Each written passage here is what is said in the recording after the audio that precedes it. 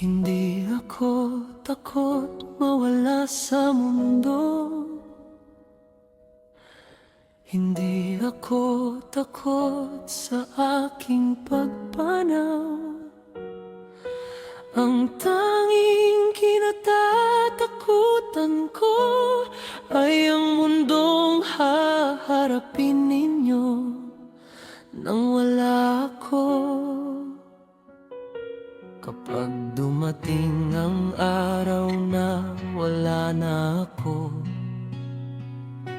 sino ang hahawak sa kamay ninyo?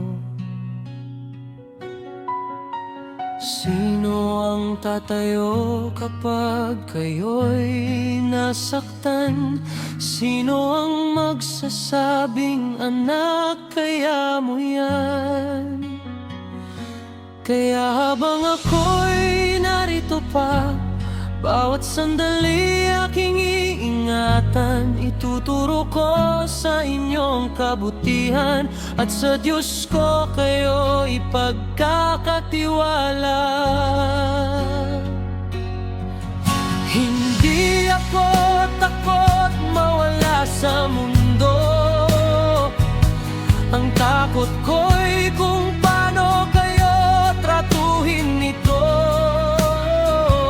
Kung wala na ako para ipagtanggol kayo, sana'y piliin ninyong maging matatag at mabuti. At kahit wala na ako sa inyong tabi, ang pagmamahal ko'y mananatili sa bawat habang, sa bawat luha. Mga anak, lagi kayong nasa puso ko.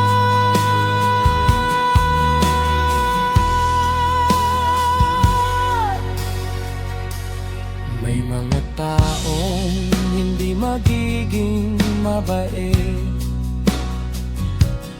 May mundong minsan ay kay sakit.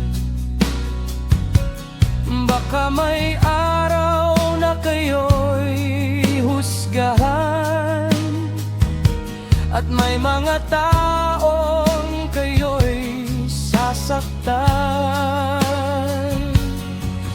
Pero huwag kayong matakot sa buhay. Huwag hayaang galit ang inyong gabay. Kapag kayo'y nasaktan at nag-iisa, lumapit sa Diyos at siya'y manalangin. Kung dumating ang araw na wala na ako, huwag ninyong isipin na iniwan ko kayo. Bago man ako tuluyang mawala, ipinagdarasal ko na ang inyong kinabukasan.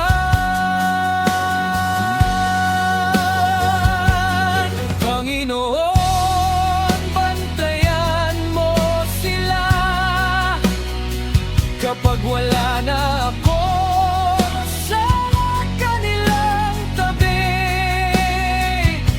Bigyan mo sila ng lakas at pag-asa, at ilayo mo sila sa anumang masama.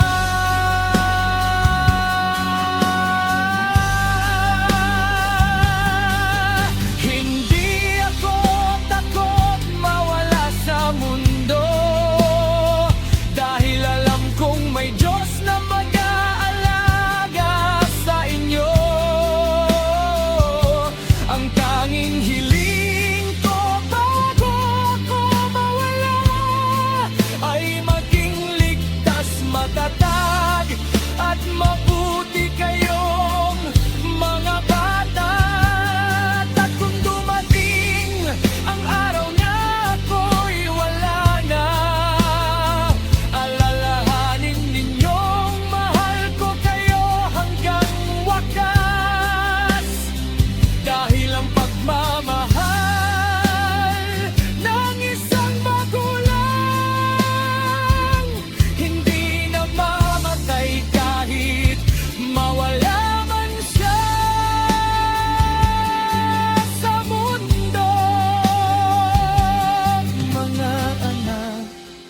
Dumating ang araw na wala na ako. Huwag kayong matakot sa mundong inyong haharapin.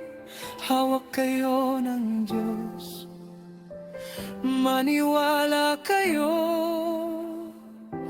at ang pagmamahal ko'y mananatili sa inyong puso magpakailanman.